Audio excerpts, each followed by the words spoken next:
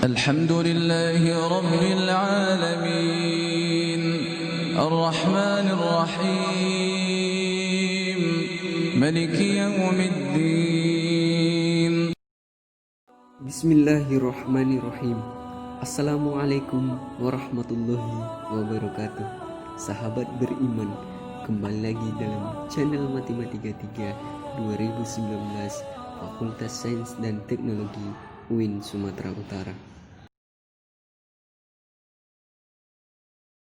Baik, saya akan membahas tentang integrasi tasawuf dalam ranah ontologi. Yang pertama kita ke pengertian tasawuf. Tasawuf selalu berhubungan dengan tatanan moral al-akhlak dan al-karimah yang ditebarkan oleh Islam. Kemunculan tasawuf pada hakikatnya sudah memiliki benih sejak Nabi Muhammad SAW dan selanjutnya berkembang secara praktis di kalangan sahabat-sahabat dan dikenal dengan istilah tasawuf. Di mana tasawuf ini adalah pemikiran Islam yang mengedepankan kerohanian dan pembentukan al-akhlak al-karimah kepada pengikut-pengikutnya. Perkembangan tersebut membawa tasawuf menjadi salah satu aspek dalam Islam sebagai perwujudan dari ihsan yang sadar bahwa adanya komunikasi dan dialog langsung seorang hamba dengan Tuhannya. Baru yang kedua yaitu pengertian ontologi.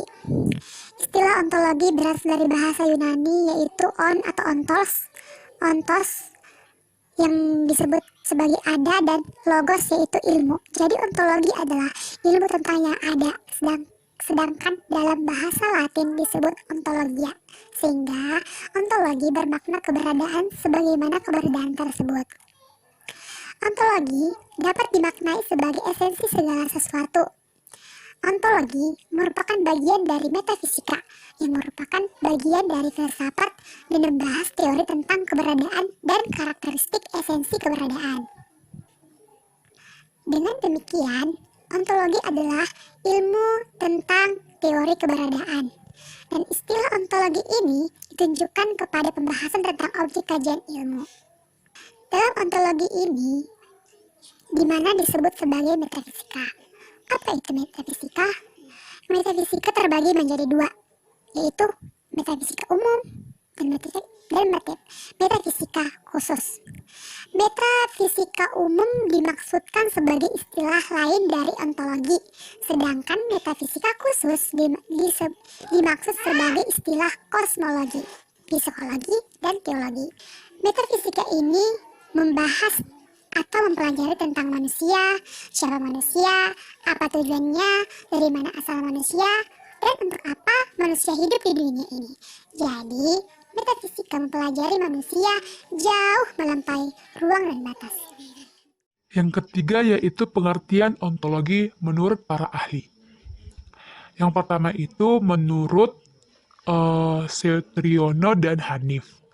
Mereka menyimpulkan bahwasannya ontologi yaitu merupakan asas dan menerapkan batas atau ruang lingkup wujud yang menjadi objek penelaah, objek ontologis atau objek formal dari pengetahuan, serta penafsiran tentang hakikat realita dari objek ontologi atau objek formal tersebut, dan dapat merupakan landasan ilmu yang menanyakan apa yang dikaji oleh pengetahuan dan biasanya berkaitan dengan alam, kenyataan, dan keberadaan.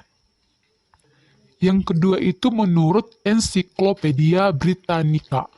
Ontologi yaitu teori atau studi tentang being atau wujud seperti karakteristik dasar dari seluruh realitas. Ontologi sinonim dari metafisika yaitu studi filosofi untuk menentukan sifat nyata yang asli dari suatu benda untuk menentukan arti, struktur, dan prinsip benda tersebut. Kita akan membahas tentang fungsi mempelajari ontologi sebagai filsafat ilmu. Fungsinya itu antara lain, yang pertama, berfungsi sebagai refleksi kritis atas objek atau bidang terapan, konsep-konsep, asumsi, dan postulat-postulat ilmu.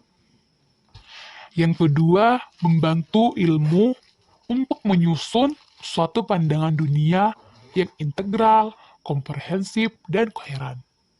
Yang ketiga, ontologi memberikan masukan informasi untuk mengatasi permasalahan yang tidak mampu dipecahkan oleh ilmu-ilmuwan khusus.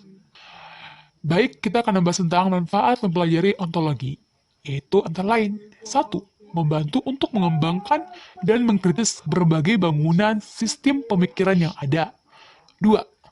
Membantu memecahkan masalah pola relasi antara berbagai eksisten dan eksistensi.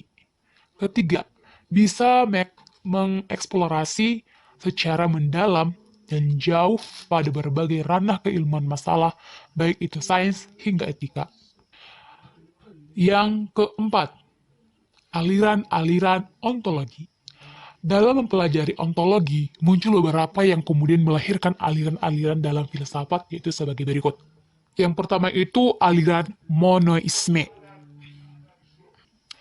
Aliran monoisme ini terbagi menjadi dua aliran, yaitu aliran aliran materialisme dan aliran idealisme. Apa itu material? Apa itu aliran materialisme? Aliran materialisme ini menganggap bahwa sumber yang asal itu adalah materi, bukan rohani.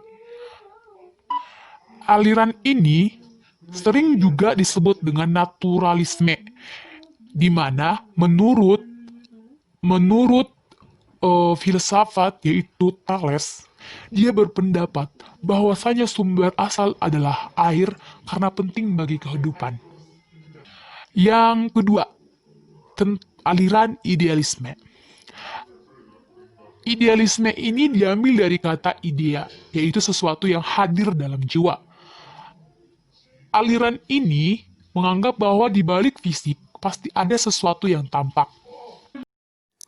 Baik, kita lanjut ke B, aliran dualisme. Aliran ini berpendapat bahwa benda terdiri dari dua macam hakikat sebagai asal sumbernya, yaitu hakikat materi dan hakikat rohani. Yang kedua itu adalah aliran pluralisme. Aliran ini berpandangan bahwa segenap macam bentuk merupakan kenyataan.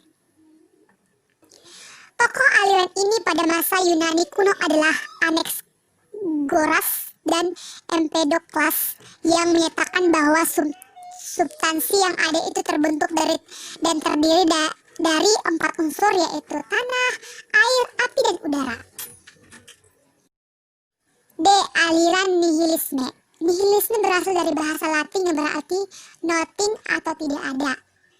Istilah nihilisme diperkenalkan oleh Ivan Turgenev pada tahun 1862 di Rusia. E. Aliran agnostisisme. Kata agnostisisme berasal dari Greek agnostos yang berarti unknown.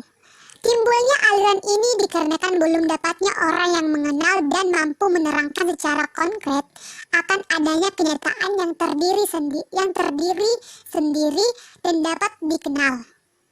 Pengertian agnostitisme ini adalah paham pelingkaran atau penyangkalan terhadap kemampuan manusia mengetahui hakikat benda, baik materi maupun rohani. Baik, sekarang kita masuk ke bagian E, ontologi menurut perspektif Islam.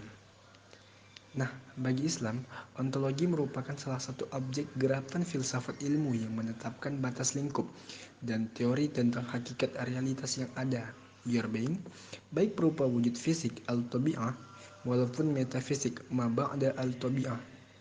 Upaya penelaahan terhadap alam semesta dan yang terkait di dalamnya muncul sejak zaman Yunani kuno. Pada abad ke-10, Al-Quran memberikan informasi dan menegaskan bahwa segala sesuatu diciptakan dari air. Nah, maka dari itu, kesimpulan yang kita miliki ialah tasawuf pada intinya merupakan upaya untuk berlatih jiwa dengan berbagai kegiatan yang dapat membebaskan diri dari pengaruh kehidupan dunia.